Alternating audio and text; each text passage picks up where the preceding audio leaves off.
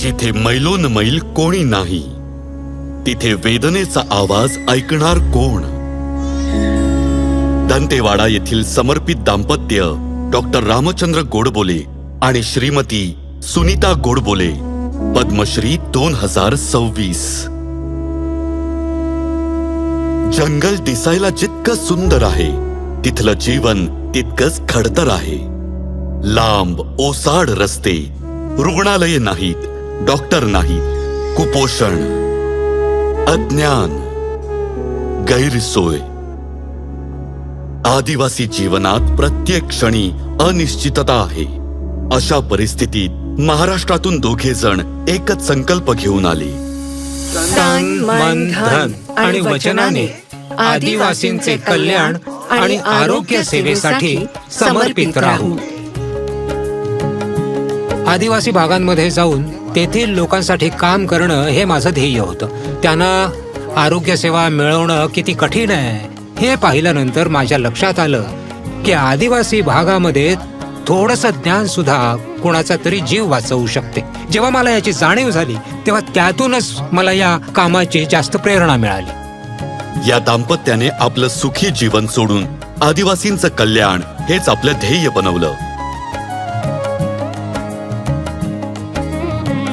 ते आपल्यासोबत केवळ औषधेच नव्हे, तर घेऊन आले आपलेपणा, विश्वास आणि आशा. मानवता हाच मुख्य धर्म आहे. तुम्हाला काम करायचं असेल, सेवा करायची असेल तर हृदयात माणुसकीची भावना असली पाहिजे.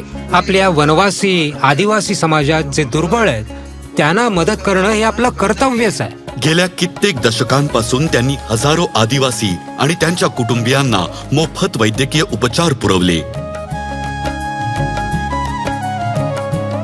आरोग्य शिबिरं आयोजित केली.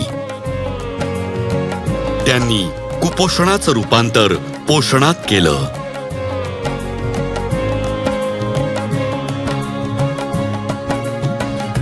व्यसनाधीनता समूळ नष्ट करण्यासाठी पुढच्या पिढीला सक्षम केलं.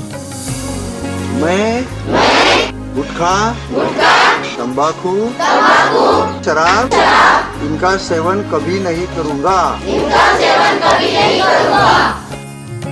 त्यांच्या अनेक वर्षांच्या प्रयत्नांमुळे आदिवासी समाजात बदल घडू लागले.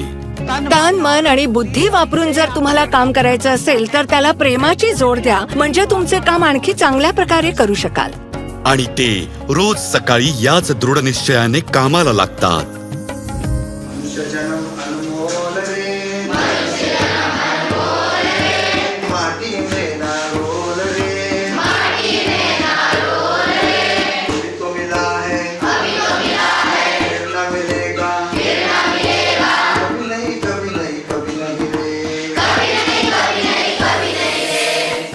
डॉक्टर रामचंद्र गोडबोले आणि सौ सुनीता गोडबोले, पद्मश्री 2026. कोटी कोटी नमन.